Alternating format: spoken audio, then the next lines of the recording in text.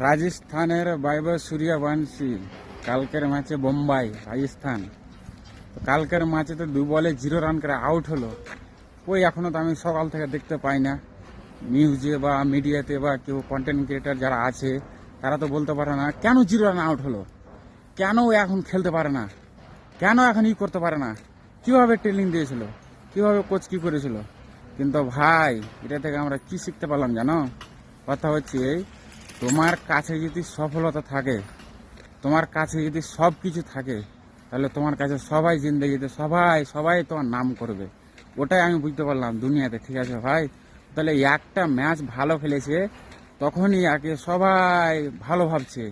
এখন কালকে যে ম্যাচটা হলো তো রান করতে পারলো না, ওই এখনো তো কেউ ওকে বললো না কেন ভাই তুমি রান করতে পারোনি, কেন তুমি কোথা কোথা থেকে এসছো, ওই এখনো তো কোনো চর্চা নাই। তো ওটা থেকে আমরা কি শিখতে পারলাম জানো? জিন্দগিতে যদি বাস করার ইচ্ছা থাকে তাহলে যে কোনো কাজ যে কোনো জায়গাতে হঠাৎ করে যাও, তাড়াতাড়ি কাজ হয়ে